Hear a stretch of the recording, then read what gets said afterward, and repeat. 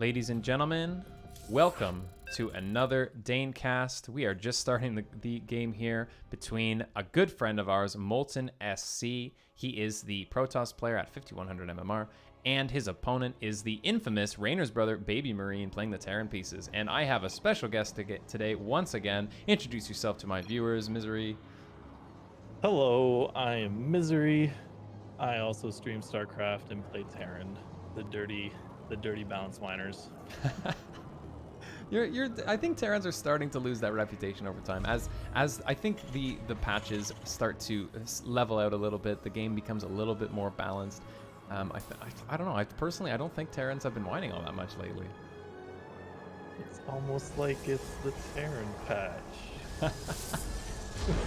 We don't It's need like to whine if we're dominating everything. Good maps, maybe we don't whine as much. Fair enough, man. We'll have to see if the Protoss whining stops with the hashtag Protoss patch. All right, so in our bottom left hand, we have MoltenSC. He is playing the red Protoss, and his opponent is Rainer's brother, BabyMarine, another high Masters Terran player. This, I believe, is on the EU server, and he will be playing the blue Terran. I didn't know that this was actually Rainer's little brother. That's pretty awesome. We got a little prodigy here, BabyMarine. Yeah, he's very young, dude, and he's very good, and he's playing in all these cups and stuff. So it's, oh, man, I feel like in like a few years, he's gonna be, you know, dominant as well as a dominant Terran player. We might have the next Clem on our hands here. Who knows? That's so exciting because Rainer was so good at a young age and is one of the top zergs in the world right now. So he has his brother as a resource, this BabyMarine. So that's no excuse for him to have a bad TVZ. Yeah, exactly. He can practice all day. He can get tips. He can get coaching from one of the best zergs in the world. However, I do feel like this might be a bit of a hard thing for you because if you're coming into StarCraft and trying to be a pro gamer, yes, you have that advantage of your brother being a really great player, but then you also have everyone talking about it the way we are right now, being like, wow, he's gonna be so good. And that's got to be a lot of pressure to deal with. Oh yeah, having that expectation for sure. It's definitely tough, but at the same time you can also use that as fuel. Like, all right, everyone thinks that, you know, they're cheering for me, they're hoping that I do well, and you know, I've got these resources at my disposal. This is it. We can do it. You know, use that as motivation. I love it, Mike. It's all about framing. It's all about thinking positively. What do you think about this cheeky little bunker? I've been seeing a lot more of this lately. This is very annoying to deal with. I have heard mixed things. So some people say it's really good to do it and that you should do it all the time. And I've heard other people say it's awful. Don't do this. So like, obviously it's not terrible if someone at, you know, BabyMarine's level is doing it. But I don't know. I have conflicted emotions on this. I've seen this against Zergs as well at the Zergs third base a bunch. Like players starting to put a bunker behind the third and do the same thing with the opening Reaper just to be as annoying as possible. And you know, as long as you're not losing any of the units, then I think it's okay. And like, yeah, this is annoying. He has to delay the mining. It gives BabyMarine a little bit of time to get mining at his own natural done. So I guess it does kind of level things out. He's obviously not going to kill the Nexus. He's not even going to force kill battery energy really, but it's annoying for Molten to deal with for sure. But like you say, he hasn't forced the energy, but he's actually forced him to make a shield battery, which itself is a win in a macro game because you don't really want to be spending the money on getting the battery that early. So I think it equalizes as soon as you put the battery down, right? Because you've invested in that bunker, but then your opponent has invested in static defense as well. I don't know, that's pretty good. Yeah, and he actually forces the new overcharge. He really wants to get rid of this bunker now. He's not targeting the SCV. There it is. Ooh, but I think that's why. Yeah, that's deep right in there. This is definitely annoying. This is doing more than it should. BabyMarine getting some value here. And now a Hellion popping into the main. If it gets the scout on this Dark Trine that's coming up, that's going to be huge. Oh, this is really annoying to deal with this Molten, but with the probe pull, I think he is going to be able to stop it. He doesn't take any damage. Really nicely controlled probe pull there. I think if that were me, I would have lost everything for free, but that's why I'm not 5.1k. Yeah, and this bunker is actually doing so much. If he gets this Nexus, he'll eat my actual hat. I love this split from Molten, though, controlling the high ground. He knows he's going to pull the Reapers into the main, and that just absolutely slaughters them. He doesn't clean it up, but with the salvage, can't help but feel that was insanely good for BabyMarine.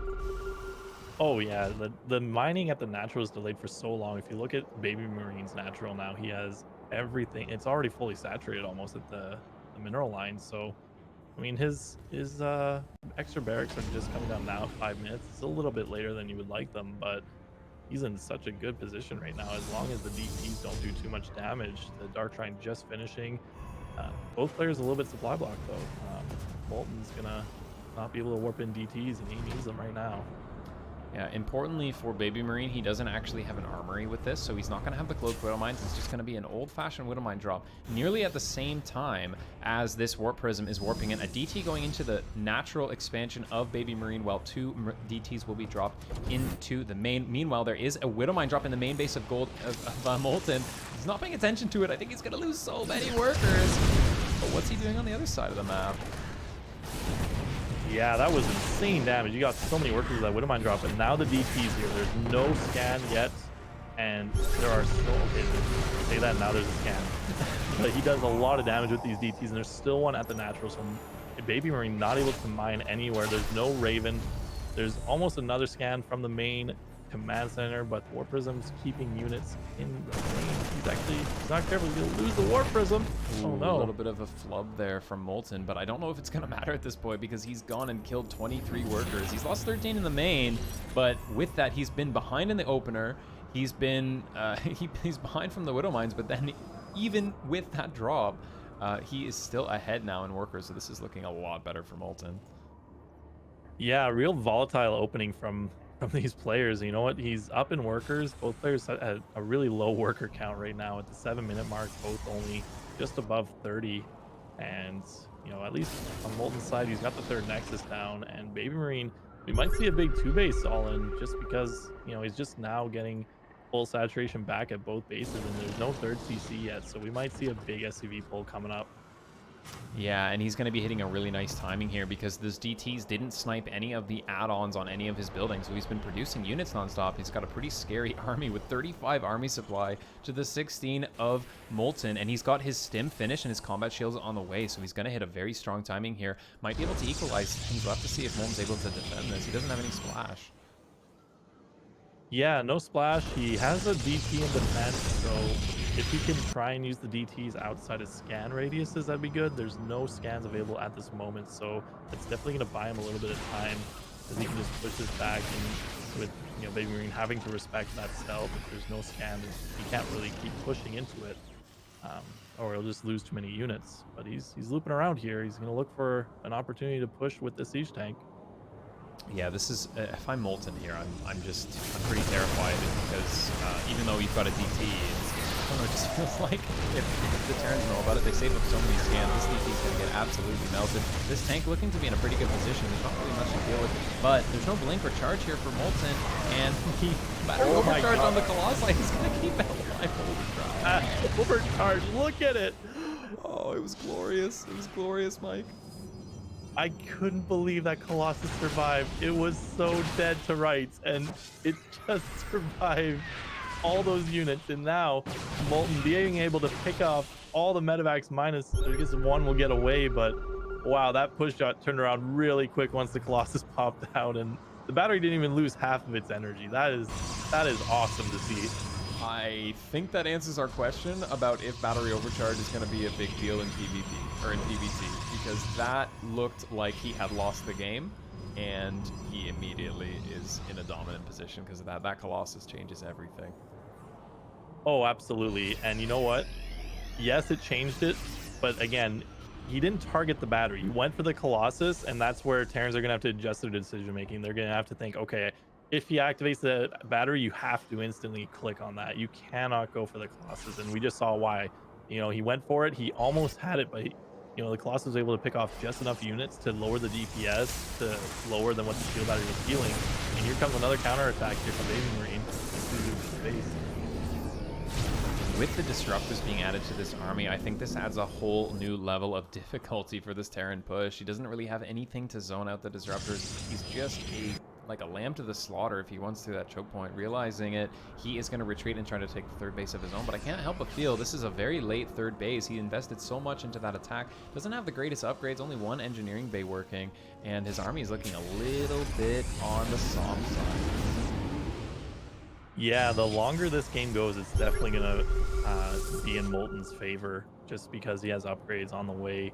He can chrono those out. He's got the tech advantage with Disruptor and Colossus. There's no Vikings or Liberators out. It's just gonna be pure bio with Widow Mines, and it looks like even is it gonna be a peaceful? No, right? These guys are transferring those, but this is not an army that can fight here, and he's actually gonna try and take it. I think he's just trying to posture out on the map to to force the units out of position so that this double drop in the main can get down. So it's definitely catching him out of position. But with a few DTs warped in, he better have a scan available. Yeah, he gets the scan off. He's going to be able to pick off one DT, but as soon as that scan wears off, the DTs can re-engage with some other units. And on the other side of the map, it looks like BabyMarine's going to lose the battle over here with Disruptors and Colossus attacking into just 4 Marauders and 1 Viking. There's no way he's going to be able to hold this off. He's going to lose his third base. Yeah, this is looking like an absolute dominant position for MoltenSC. I mean, yes, this double drop was doing some damage, but all that's left here is a few Widow Mines that were left burrowed. And the drop is looking for places to do damage, but he's lost his third base. You don't have any upgrades on the way. What does BabyMarine do to get himself back in his game?